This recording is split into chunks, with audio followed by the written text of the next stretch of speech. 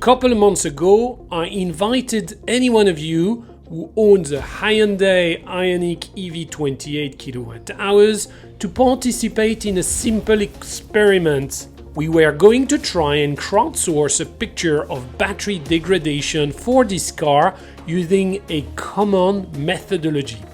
Well, today it's time for a view of the results. And if you want to refresh your memory as to how we go about measuring this degradation, click on the banner at the top for the previous video. Before we go any further, can I ask you to put that thumbs up and subscribe to the channel? I really appreciate it and it helps me carry on. So let's have a look at what we got. Well, we had 20 different vehicles from 8 different countries and 27 entries. That's not massive, far from it, but it's not ridiculously low either. And we're going to be able to take a look at a few things on the back of that. The cars are either from 2017, 2018 or 2019, with the majority in 2018. No big surprises there. We had 8 countries represented from Canada, Finland, Germany, Belgium, Ireland, Netherlands, Sweden, and a lot in the UK, as you would expect given where this channel is based. The units used in the car are for the majority in miles and miles per kilowatt hours, but of course I converted everything so that we have a common view. The date of the test, of course, sometime in February, quite a few in March, and a couple in April. And I think it's a good time now to start giving you some of the results because we are not getting that many more results. Now, if you look at how much the car have driven, you can see that there are quite a few in the 60 to 80,000 kilometers. You've got quite a few that have actually driven more than 120,000, which is quite impressive. And then, well, obviously you've got some in between. For the test, most of you have driven something like 125 kilometers to 200 kilometers. The more you have used of the battery, the closer we are to comparing on a like-for-like basis how much 100% of battery would be like. Most of the tests have been driven at something like 140 watt-hours per kilometer, once again showing the impressive performance in efficiency of the Ioniq 28 kilowatt hours, because of course February, March and beginning of April for most of you, in fact all of you in the North Hemisphere, that was the colder days. Now let's take a look at all the submissions in terms of data point. So each entry is a yellow dot. Now you can see already that there is quite a lot of consistency, and that consistency aligns with the blue curve, which is the curve for my car, right? Which I've measured time and time again.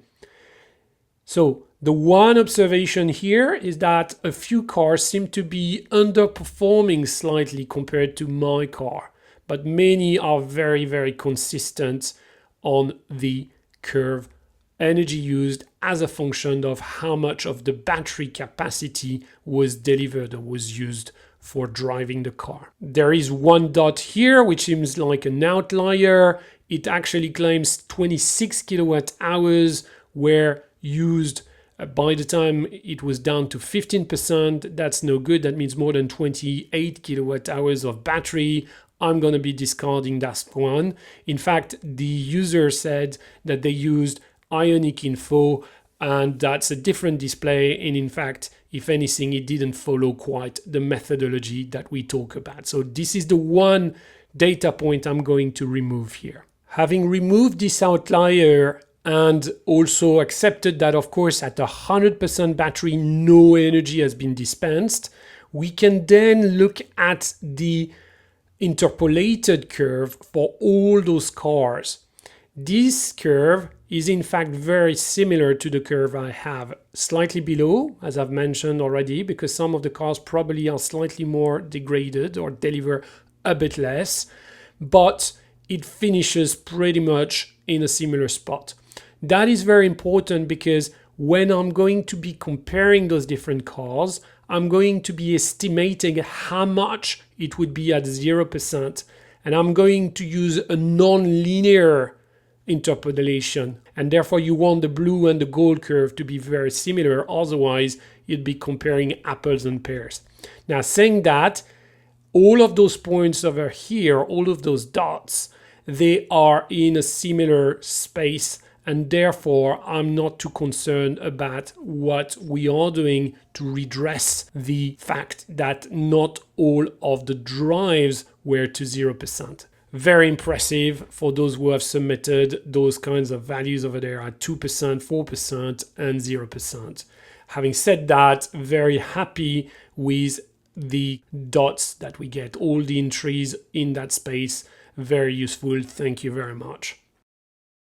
It is now time to take a look at equivalent 100% of the battery capacity. A quick look at all the stats. When I've had multiple entries from some users, I looked at the min, the max, and the average. And what is quite interesting is that many of them are very consistent. You can see 2 entries pretty much giving the same output. This one is pretty much the same. This one has quite a bit of a range, 23.1 to 24.4 over 5 measurements, but is very much in the ballpark with all the other measures. This one, you can see another range of 0.8, and this one over here, again, 2 measurements and within 0.04 kilowatt hours calculated. So extremely similar, very interesting there. So loads of consistency in those particular cases. What have we got? Well, we've got a range from 21.78 to 24.8. I consider that for this car, the theoretical maximum is 26.5 and not 28 for a new car, because we've seen some videos, and I'll put the links in the description, where folks, when they had a relatively new car, managed to essentially hypermile the car and get 26.5, 26.3 kilowatt hours. That means that the cars we are looking at are between 18% and 6% of battery degradation, or reduced capacity, reduced capability to drive as far. So the worst, 18%, the best, 6%. Is it correlated with how many kilometers have been driven by the car? Well, that's what we are looking at over here. You can see that one of the cars seems to be delivering very limited amount of output, 22 kilowatt hours, despite just 45,000 kilometers. That's not very good. Now, we do have 2 cars at 160,000 that are also in the 22 kilowatt hours, but the rest doesn't seem to be massively impacted by the number of kilometers driven.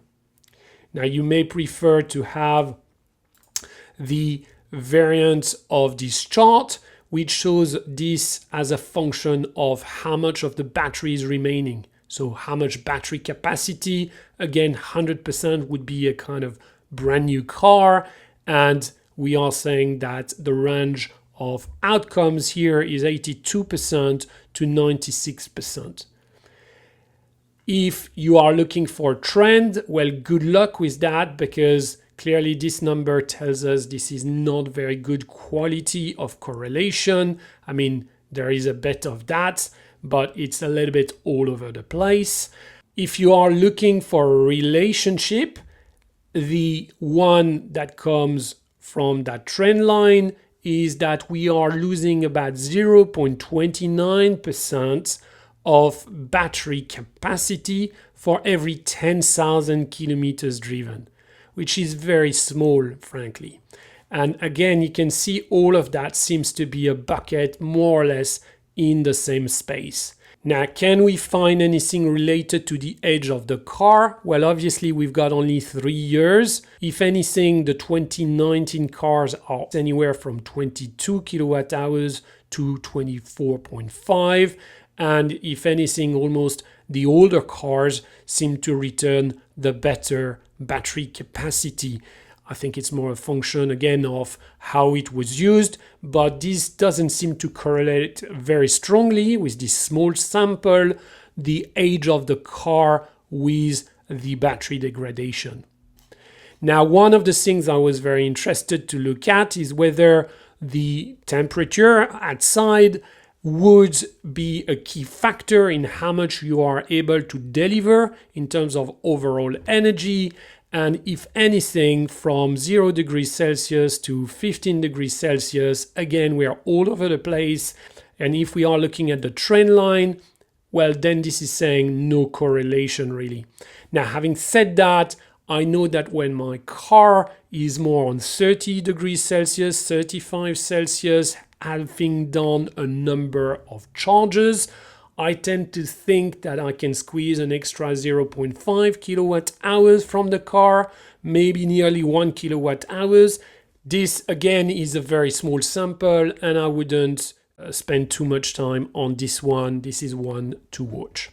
So where are we in conclusion? Well, 20 cars is in fact a relatively small sample, but it goes to show, if anything, that the Ioniq EV 28 kilowatt hours is a very solid car. Not only it's a fantastic car when it comes to efficiency, but also it is very strong when it comes to maintaining its battery capacity after about 6 years, 7 years for some of those cars, and about 100,000 kilometers, if not more. I mean, some of those have been pushed quite a bit and they've got a lot in them still.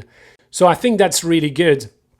That's it for now. Please carry on submitting. I think it'd be good to have some summer readings. It'd be good to have many more entries. I'll do another video if I see that you keep submitting entries for this particular crowdsourced exercise.